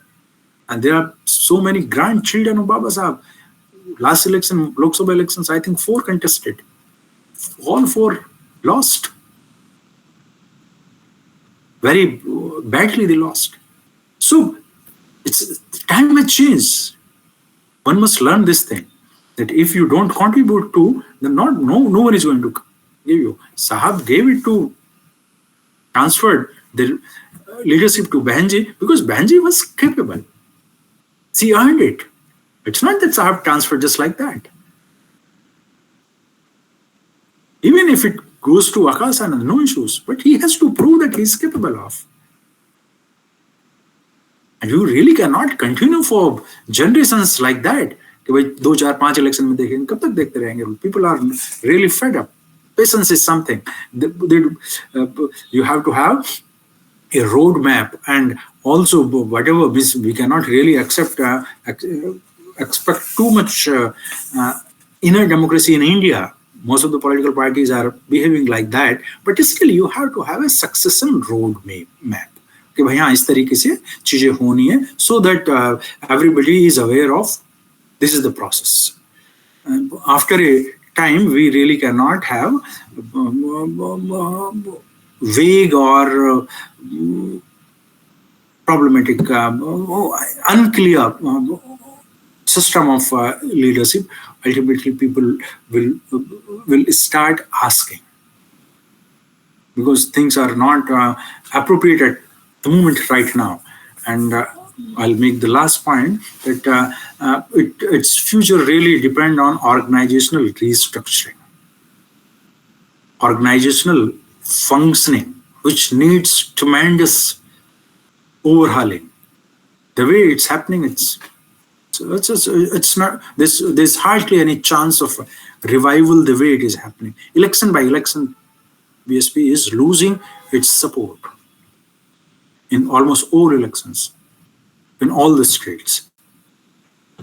There's a little hope. So, because in last, say, 15 years or so, lots of Bahujan cadre has developed all over the country. Social consciousness has increased multifold because of these reactionary people becoming prominent now. So, though caste hegemony is increasing apparently, but also there is a anti-caste consolidation, Ambedkarite consolidation at the local level, grassroots level, socio-cultural level. People are in education institution, in offices, everywhere. People are becoming very conscious. So a political party like BSP must try to tap that consciousness, which it was supposedly doing, which in fact it was doing in 80s, 90s, and 2000. If it has to revive, it must change its form, appearance, from leadership, from organization, from mechanism, mobilization mechanism. I think we can have a little bit of discussion if required. I'll end up here. Thank you. Thank you for your kind listening. Thank you, sir. Before we moving to the question answer session, I would like to request our respected chair to kindly share his remarks on the lecture delivered by the Professor Raj Kumar sir. Please. Yeah, thank you. Professor Raj Kumar is a very long, good friend of mine. We were in JNU. And today's lecture is, very scholarly lecture and very, to the point academic lecture. He dwelled into, many, different stages of evolution of the BSP as an ideology, as well as, political party. He did it. He rightly said that, philosophy, ideology, and strategy, these three, the core points he addressed.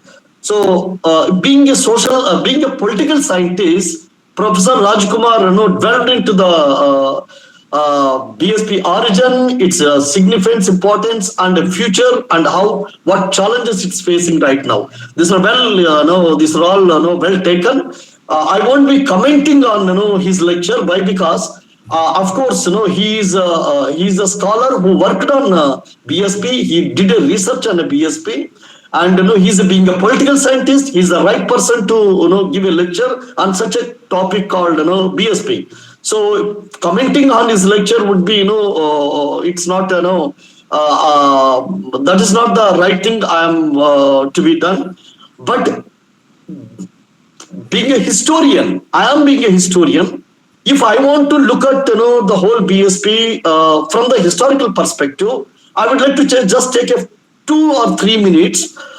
This is not a comment on Professor Raj Kumar lecture. Professor Raj Kumar lecture from political perspective, it's a well taken and well understandable, well highly authentic lecture he has delivered. But from the historical perspective, the last point where he left, that's challenges of the BSP, I would like to add some more challenges to his lecture, not from the political perspective, but from the historical perspective, being a historian. So I would like to say that, BSP, Kanshram, Manyor Kanshram, was original political thinker of our own times, post-independent India. Post-independent India, if you would equate anyone with Plato, Aristotle, such a kind of political thinkers, we could equate the or Karl Marx, we could equate Kanshram with his innovative new political thought. I'm not saying that his thought is like the Plato or Aristotle or Karl Marx. I would like to equate him to them, saying that he has his own unique, innovative political thought which he introduced to the Indian political system. That is the Bahujan, which has shaped and reshaped and given the different direction to the Indian politics, which rightly Professor Raj Kumar has no, I mean, addressed those things for past 1.5 year, 2 hours. What I would like to say that I will just say a few points only, 3-4 points. What could be the challenges BSP having from the historical perspective? Though Professor Rajkumar delivered those addressed those things from political perspective. The challenge is that the Bahujan concept.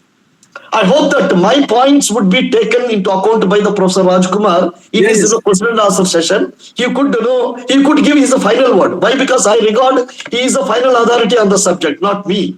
So I would like to contribute further the argument which he made, but I'm leaving the final arguments to the Professor Rajkumar since he is being the authority on the subject. So the thing is that Bahujan concept, which basically it's a political concept, to my understanding. Political unity. It aims to make a political unity of the main components, that is Dalit, Adivasi, Dalit, Adivasi, then OBC and minorities, religious minorities. These are the 4 pillars of the Bahujan political concept. If you understand the Bahujan concept as a political philosophy, then the 4 pillars of this philosophy is that scheduled caste, scheduled tribe, OBC, and minorities. Dalit, Adivasi, OBC, and minorities. Now, I just focus only in UP because UP is the main center of the Bahujan politics. So without UP, there won't be any Bahujan politics. So I'll focus on only UP. If you take UP, then Adivasi is very minuscule percentage of the voters or population. Minorities, they are the side characters with guest characters in the whole story. Because their aspiration is simple, that allow us to be a simply a citizen, give us equal rights, give us a freedom to live. That much only their aspirations, not more than that. So they will align with the rest of the Bahujan population. So they are the guest characters. The left of 2 important characters in the whole story of the Bahujan is that Dalit and OBC. Now the whole within the whole Dalit concept, within the whole Bahujan concept, the Bahujan of the Bahujan. Bahujan means majority. The Bahujan of the Bahujan is OBC, not the Dalit. Now, four pillars I have, 4 components I have made into 2. The main important component, Dalit and OBC. Among them, the Bahujan of the Bahujan is a OBC, not the Dalit.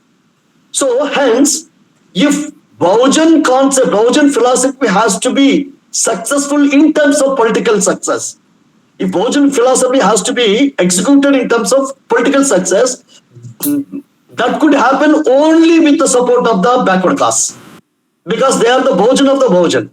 If backward castes are not in alliance with the Dalit, the Bahujan philosophy as a political philosophy never going to be successful. As long as OBC supports the Dalit, then only it would be translated into success. This Bahujan philosophy. That's what my understanding. I wish that Professor Raj Kumar would like to talk about on the point which I raised. This is the one thing. The other thing is that you see throughout the Bahujan Samaj Party as a political party, if we look at the BSP, it founded in the year 1984.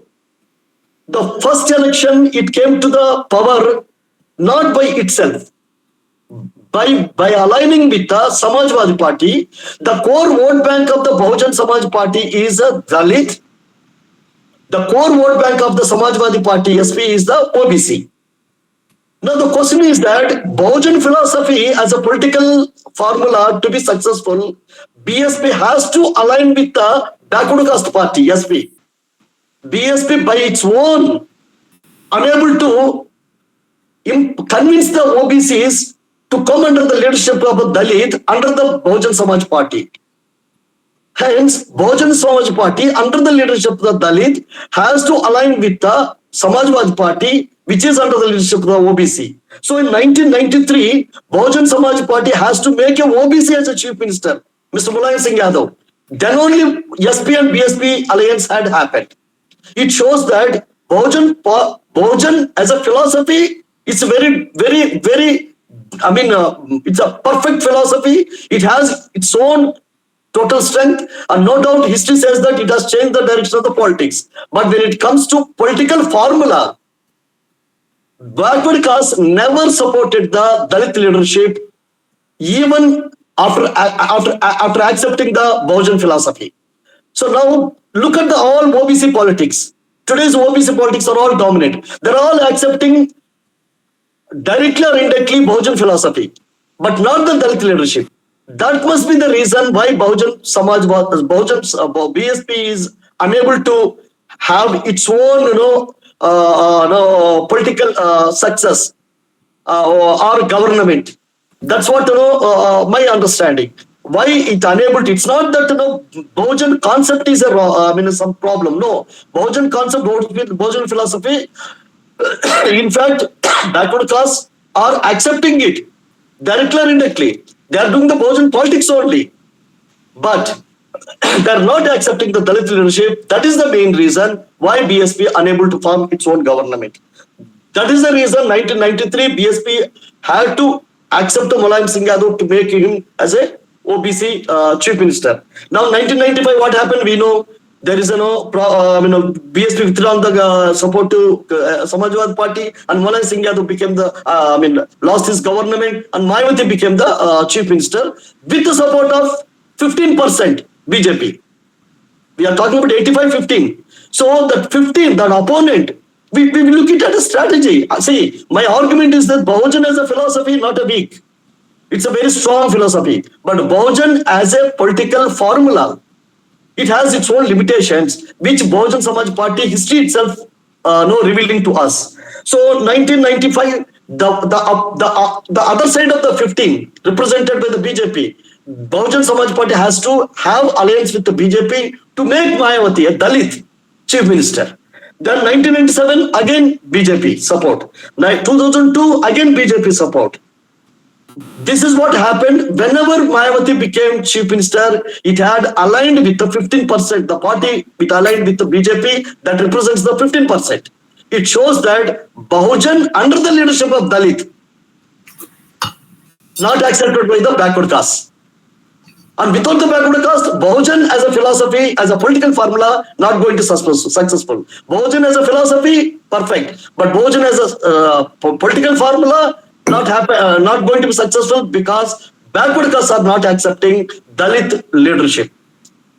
Now 2007, then why? See, we are talking about why Mayawati talked about Sarvajan. She should have not talked about Sarvajan. As political scientist, Professor Raj Kumar rightly said, Sarvajan as a political strategy, not as a philosophy. He's rightly said. It's a political strategy. But why Mayawati? What made Mayawati to take make that political strategy, Sarvajan, which Kanshiram never did it?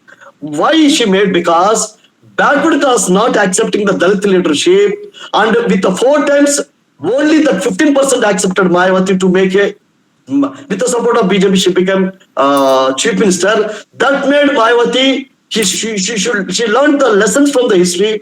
Then that might have made Mayawati to take this 15% support as a political strategy. So then she shifted from Bahujan to Sarvajan, not as a philosophy, to my understanding, as a political strategy. But however, in a narrative, it has dented a lot to the Bahujan philosophy house.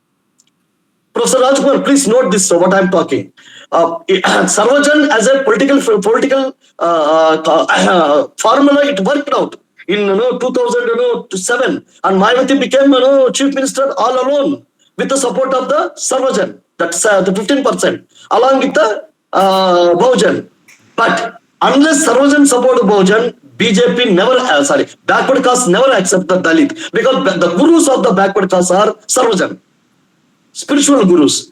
The Brahmin is the spiritual guru of the backward caste. So then only they voted, along with the Brahmins, they voted to Mayawati. Then she became 2077 as a permanent, all alone by the BSP formed a government. Now the question is that BSP, the highest vote bank, it got 6.56 in 2009. It won 21 parliament seats. In 2009, it won 21 parliament seats with a popular vote 6.56. So that's the highest. After that, with the Samajwadi Party, it had an alliance and 10 seats it's got. Now, without Samajwadi Party, 0. Now, the question is that Bahujan concept to become a successful political formula, the history says that without backward caste acceptance of Dalit leadership, BSP cannot form a government under the Dalit leadership. If BSP can convince the backward caste that Bahujan Samaj Party can make backward caste as a chief minister or backward caste as a prime minister, there might be some chances that Bahujan Samaj Party might form a government. Now, earlier Brahmins supported the 2007 Brahmins supported the Bahujan Samaj Party. Now they have their own party, BJP. So now they are not supporting the Bahujan Samaj Party. Hence, backward caste also not supporting the Bahujan Samaj Party. I am talking in terms of the political success. There are supporters from backward caste. That's what I'm talking in terms of the political support. So what I'm trying to say that if BSP want to survive as a political party, Bahujan as a philosophy, it has to convince the backward caste that they should accept the Dalit leadership also. If it is not, then Bahujan Samaj Party re-strategize it's a political formula stating that we will be making, Bahujan Samaj Party will be making some backward caste chief minister or prime minister. This is a one. Or you convince the backward caste that Dalit leadership is a fine for the good for the backward caste. Or you make a backward caste a prime minister or chief minister. That is the only way Bahujan Samaj Party will put form the government. Or you convince the Brahmins to support the Dalit leadership, then backward caste will vote the Bahujan Samaj Party. These are the things I would like to make. I hope that Professor Raj Kumar would address those things in his question and answer session. This session is getting longer. No problem. We will be having very important discussion. Let it go. No problem. Thank you very much once again, Prof. It's a wonderful discussion. I never thought that you would be making such a very forceful arguments you have made in your discussion. It's wonderful. Thank you very much once again. Thank you, brother. Thank you, sir. Those who wish to ask question are requested to kindly raise their hands. We will give them the opportunity to ask their question to the professor. Raj Kumar sir, one by one. Please raise your hand. Pragati madam. Hello, are you listening me? Yes, Amit Kumar ji. Please go ahead. Hello, Amit Kumar ji, are you listening? Take someone else. Yes, ask your question. Some problem. I ask some time question, but firstly, ask anyone. Go for somebody else. Pragati madam. Pragati? Some Pragati is there. Hello, Pragati madam. Hello. Yes, madam. Ask your question. Vijay madam. Good afternoon, all of you. I am Dr. Sukeshni. Sir, I have one question. I have when I went publicly, at that time I seen so many people told Mayawati is a one woman. She's a leader of BSP, but she didn't give given time for common people. And BSP is given a equality, fraternity, justice. So that I seen how many women in BSP. So what reason this? Can you tell me about? Okay. Take all the questions together. Yeah. Yes, Kiran madam, please. Hello. Kiran madam, please. अच्छा Rakesh sir, yes sir, go ahead sir. Sir नमस्कार sir, मैं राकेश फकलियाल, सहायक professor Hindi विश्वविद्यालय दलित जनजाति अध्ययन केंद्र। Sir हमारा कुछ प्रोग्राम चल रहा था तो पूरा नहीं सुन पाए, लेकिन उससे पहले कुछ सुन रहा था तो सर बहुजन के बारे में आपने सर बताया था, जिसमें आपने कहा था बहुजन 85% कुछ आप बता रहे थे। और सर जैसे अभी बिहार अभी चुनाव हुआ है तो उसमें सर एक ही सीट उसमें आ पाई है सर, तो सर इस बारे में अगर आप कुछ मार्गदर्शन कर सकें तो सर आपसे भी जानना था सर। धन्यवाद sir.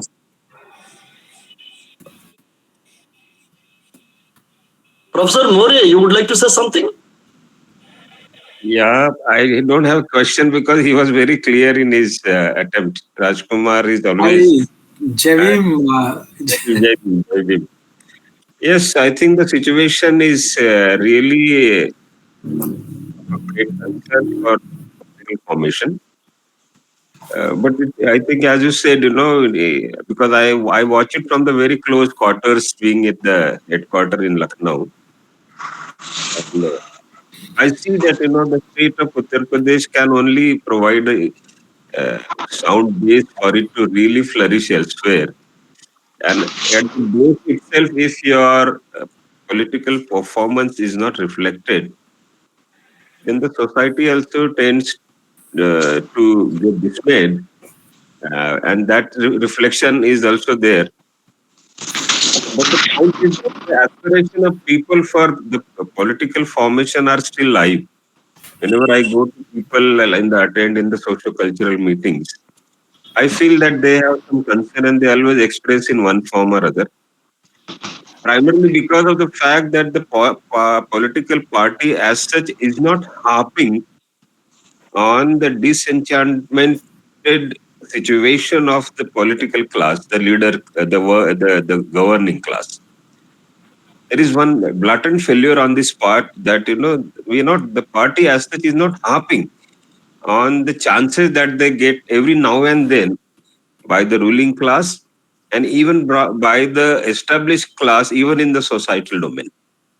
That may be one of the very significant point, that the party is not able to strengthen itself and take that sentiment to the political formation, political strengthening of the party itself. That's what my very simple comment. I don't know how. But thank you very much. This is only my comment, but you can still go ahead with the question answer, please. Thank you, sir. Kiran madam, please, madam. Hello, Kiran ma'am. Yes. I'm okay. Go ahead, ma'am. May I audible? Yeah, you are audible. I'm Dr. Kiran. I'm an assistant professor in Dalit and Tribal Studies. I want to ask you one question, sir. My question is, what is the role of Adivasi in BSP party? That is my question, sir. I have just one query. Any other who want to ask the question? Yeah, this is enough. We'll go ahead. Yeah. Okay. Go ahead, sir. Okay. Thank you for your thank you for raising very important issues. And Professor Karunyakara, I have no comments to make on your observation also, only with one submission that in a real politics, issues are really different than we have those theoretical or ideological formulations. In actual politics, what we have seen, not just OBC issue which you have raised, even within the scheduled caste, there has been vehement opposition, except one particular community which we are saying the core group. But that may be the reality. Issue is not reality, but really to change it. OBCs, if you see, say the Bahujan philosophy when we are talking about, you name four, five our icons. There would be, if you are making 5, there will be 4 maybe OBCs. So that becomes very important on that account. BSP long back has abandoned this policy of alliances, and what they are doing now means as per their own perception. What they are saying that earlier we used to have leaders from other communities as our reach, and we were going through these leaders to these communities, but most of these leaders have betrayed or have not actually taken things seriously, and therefore they came to parties like Samajwadi Party. At least twice we had alliance in Uttar Pradesh, and now officially they say we will not go to groups or the parties, but we will go directly to the people and try to mobilize them on our programs, our ideology, our understanding, which seems to me really not working right now. Because if you see, most of the, not at least 50% of the prominent political leaders, especially in BJP now, who are ministers, Uttar Pradesh, they have come from BSP background. It's a big number. So you are raising the consciousness, but consciousness must say the social consciousness. The social consciousness is being raised up to a level, and after that level, that consciousness must be represented in political sphere. Otherwise, at that particular level, if it remains, it becomes degenerated. Unless there is a further elevation of the consciousness from social to political to cultural to say enlightened realization, which we call self-actualization, things will become problematic, and little articulation or assertion, ideological assertion. Now say the Samajwadi Party is also saying, even RJD is also saying same thing, but what happened ideologically? That Phule, Periyar, Sahuji and all other who are mostly from the backward classes are not still their icons, not still there. So we are challenging them ideologically, and maybe that is one of the issues which need further study, how to go about as a political strategy or as an vibrant ideological assertion. Because for BSP, I am sure, if not as a political party, but most of the supporters, we person like working in not working in our organization, they would go for ideological assertion and consolidation rather than having political alliance with anti-Bahujan ideology. There are people, there are groups who are problematic. Then coming to I think this name is reflected as Pragatiji, but Sukeshni, Thoraji. See, Sukeshni, sir. Sukeshni, okay. Sukeshni ji. This is actually the very important point which you have made. Women. Where are the women in party? Of course, we have our national BSP's national president, and she represents the finest aspirations of women and the marginalized sections, but now the time has really changed. You need actual participation. We have been we have been articulating that we need participatory democracy, and when we need participatory democracy, we cannot say the male represents female. There has to be equal number of, if not equal, at least there should be substantial, and I accept this is one of the lacuna BSP is having. There are really no women as such in the top positions except the party leadership, and there is no mechanism to address this issue also, and those who know the things, it becomes difficult at times. So in most of the states, not the state central level, but in most of the state, it is a problem, it is a challenge, and right now there is no serious thinking on this. Not more than that. Then Rakeshji, which raised an issue of Bihar politics, saying that, oh, we are 85. Actually, we are in the process of actualizing 85, self-actualization. So when we say 85, it never means that we have become 85, but we are in the process of becoming 85. What I say that in 2002 also we were at the 1 seat and same number of votes. Also, in 4 years, 5 years, we have not made much progress. Therefore, leadership must reconsider this. There's something fundamentally wrong with the strategy we are applying. During elections, I have been to Bihar many times and understand what is going on there in the organization also. So there are very serious issues which have not been